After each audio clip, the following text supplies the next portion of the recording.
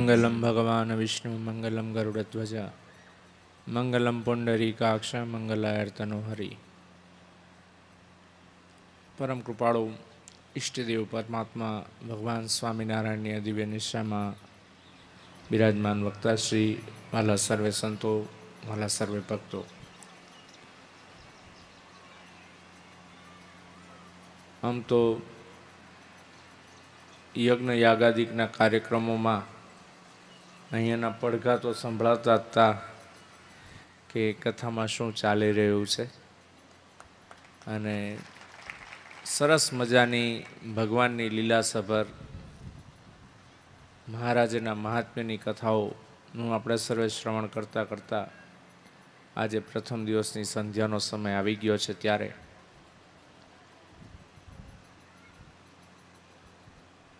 બે વાત કહેવાનું મન થાય. એક,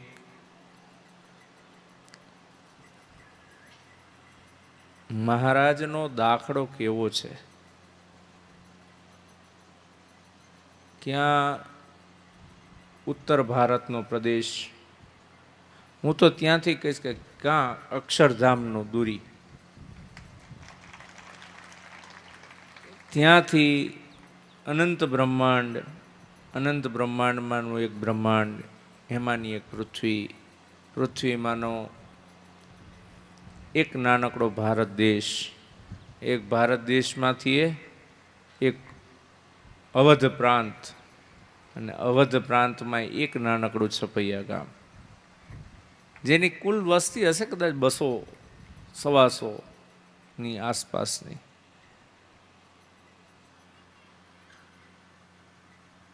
મહારાજની દયા વિચારીએ ને ત્યારે ખ્યાલ આવે, શું ત્યાં બેઠા બધું નથી થતું? મહારાજ કે એવું વિચારીએ કે ત્યાં બેઠા નથી થતું તો આપણે ભગવાનમાં દોષ પરેઠો કહેવાય, આપણે મહારાજને ઓળખી ન શક્યા કહેવાય. ત્યાં બેઠા પણ કલ્યાણ થઈ શકે, ત્યાં બેઠા બેઠા શત્રુઓનો નાશ થઈ શકે, ત્યાં બેઠા બેઠા પણ ધર્મનું સ્થાપન થઈ શકે, પણ મારા તમારા જેવા ગાંડા ઘેલા ભક્તો માટે સમજજો એક વસ્તુ, નથી ભક્તિમાં ઉત્કૃષ્ટ પ્રેમ છે. હું તો ખાલી એટલું જ વિચારતો તો, ઓલો ઘાંચી ભક્ત મહારાજ એને કોટે વળગ્યા પાછળ, એને કેવું પુણ્ય પ્રતાપ કર્યો છે કે મહારાજ એના હારું અહીંયા ગયા. આટલું જ સમજવાની જરૂર છે સમાજને. પ્રગટ્યા પુરુષોત્તમ પૂર્વમાં ને દીધો, ક્યાં કીધો પ્રકાશ? પશ્ચિમ દેશે પ્રકાશ રહે. એ દૂર દેશમાં રહ્યા તો એમ ન કીધું કે હાલો 2-3 ગરુડજીને હારે રાખ્યા હોત ને, કે હનુમાનજીને હારે રાખ્યા હોત, કે કોઈ બીજા 2-3 સેવકોને સાથે રાખ્યા હોત, જય વિજય જેવા ને નંદ સુનંદ જેવા પાર્ષદોને 2 સાથે રાખ્યા હોત, મુક્તાનંદ ગોપાળાનંદને એમ કીધું હોત કે તમે અહીંયા જન્મો છો, એના કરતાં તમારા પાડોશમાં જન્મજો ને હારે હારે જાશું. ન થઈ શકે. એમ ન થઈ શકે કે લાવ હું 2 ચાંખડી લઈને નીકળી જાઉં. ન થઈ શકે કે વિમાનમાં આ કેમ કીધું કે મેઘપુરથી માંગરોળ વચ્ચે અહીંયાથી ડૂબકી ખાઈને અહીંયા નીકળે, ને અહીંયાથી ડૂબકી ખાઈને અહીંયા નીકળે. ન થઈ શકે. તો ઉઘાડા પગે હાલવાની શું જરૂર છે? અને જો ભારત દેશમાં જ આવવું હોય, જો પૂર્વમાંથી પશ્ચિમમાં જ આવવું હોય, તો રાજસ્થાન કે મધ્યપ્રદેશ સોંસરું ક્રોસ કરીને ન આવી શકાય? તો છેક આમ ઉપરમાં જાવું પુલાશ્રમ સુધી, છેક આમ બંગ કલિંગ સુધી જવું, છેક નીચે છેક કન્યાકુમારી ને રામેશ્વર સુધી જવું. શું જરૂર છે આ બધું કરવાની? અને એ ઉઘાડા પગે. ખરેખર આપણે વિચારવું છે. એકમાત્ર કોઈ વ્યક્તિ આપણને માટે થોડુંક ચાલીને આવે, થોડુંક વધારે કરી જાય, તો આપણે જીવનભર એનો ઋણ ચૂકવતા, હે એને તો બહુ કર્યું હો ભાઈ, એને તો બહુ સેવા કરી. આ ઉત્સવ છે, ઉત્સવના અંતે ઘણા બધા ભક્તો યત્કિંચિત સેવા કરી રહ્યા છે, શક્તિ સામર્થ્ય વધારે. કેટલાક ભક્તો એવાય છે કે હું જોઉં છું કે એક હારે 3-4 વિભાગમાં છે. હું પૂછું ને કે તું ક્યાં જાસ, તો મને કે બાપજી મારા આગળ આ વિભાગ છે ને આ વિભાગ છે ને આમાંય મને મૂક્યો છે ને આમાંય હું છું ને આમાંય હું છું. તો મેં કીધું એક થઈને કેટલી જગ્યાએ પહોંચે? બાપજી શું કરીએ, અવસર મળ્યો છે તો અમારે ભોગવી લેવો છે. મારે મૂળ કહેવાનો ભાવાર્થ છે કે એ મહારાજ જ્યારે પૃથ્વી પર આવે છે તો આ ઉઘાડા પગે ચાલીને આવવું, આટલી મથામણ કરવી, અને એના વખાણ કેટલા કરશું આપણી વ્યક્તિના? અનરાધાર વખાણ. હાર પહેરાવશું ને મોમેન્ટો આપશે ને આવો ભગત બહુ સારું કરી તમે સેવા, બધા આવું જ કરશું ને. કોઈ આવીને બાપ શ્રીજી મહારાજને હું કીધું શું આપ્યું આપણે એમને? એક હૃદય તો આપી એકા નથી ને, કે આપ્યું છે? આમાંથી ઘણા બધા વડીલ ભક્તો છે, કોઈ 60 પહોંચ્યા છે, કોઈ 45 છે, કોઈ મારા કરતાં નાના હશે, પણ મારા કરતાં નાનાની સંખ્યા ઓછી હશે, વૃદ્ધ ભક્તોની સંખ્યા સવિશેષ હશે. પણ શું આપણે ભગવાનને હૃદય પણ આપ્યું છે? એક સામાન્ય પ્રશ્ન પૂછીએ. મહારાજે ખાલી એટલું કીધું, સ્વામીએ સવારની સભામાં કીધું કે જેના રાજી કરવા છે એ રાજી કેમ થાય છે એ જોવો. એ ધર્મ પાળવાથી રાજી થાય છે?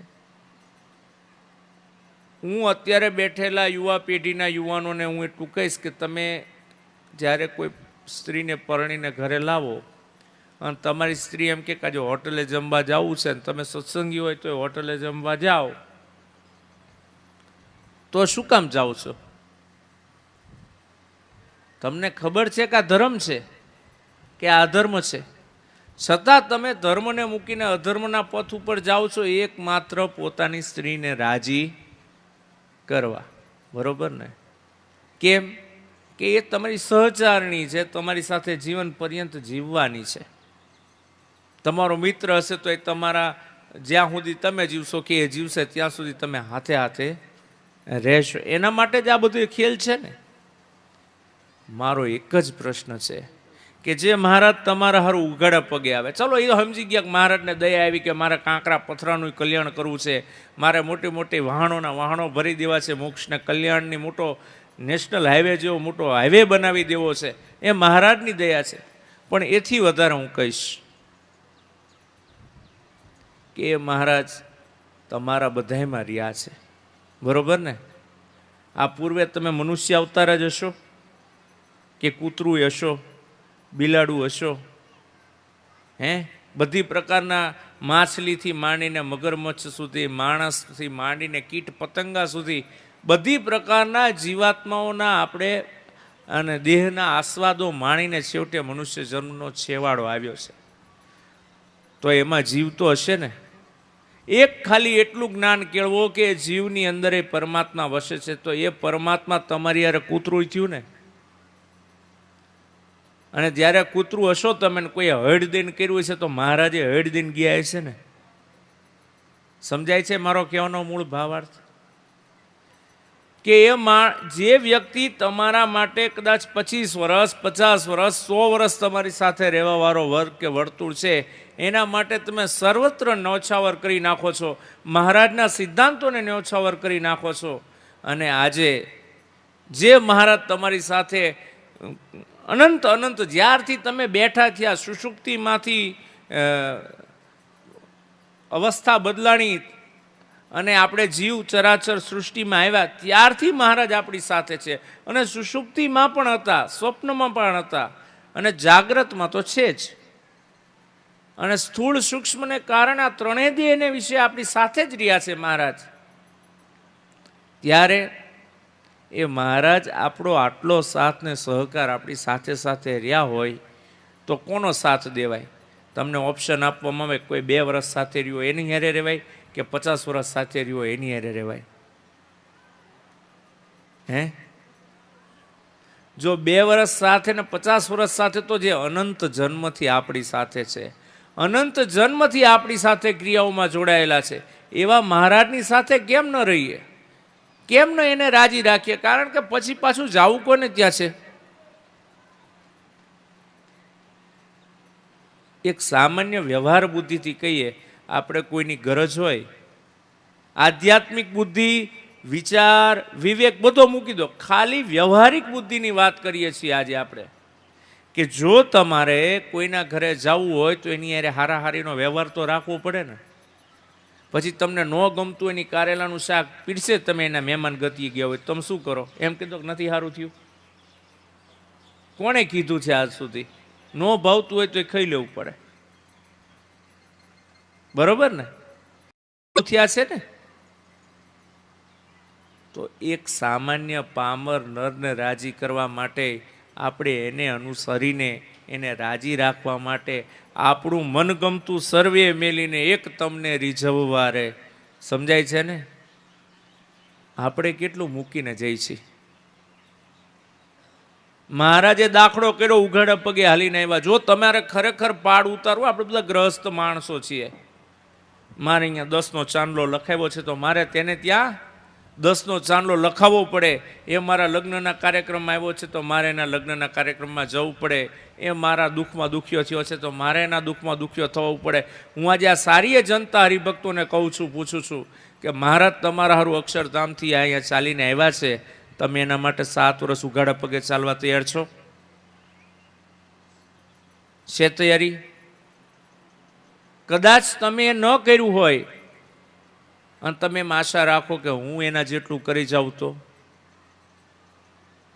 અરે એક દાણાના 1000 દાણા દેવા વાળો એ પુરુષોત્તમ નારાયણ ભગવાન સ્વામિનારાયણ મને ને તમને મળ્યો છે, તો આવી ખામી કેમ વર્તે છે?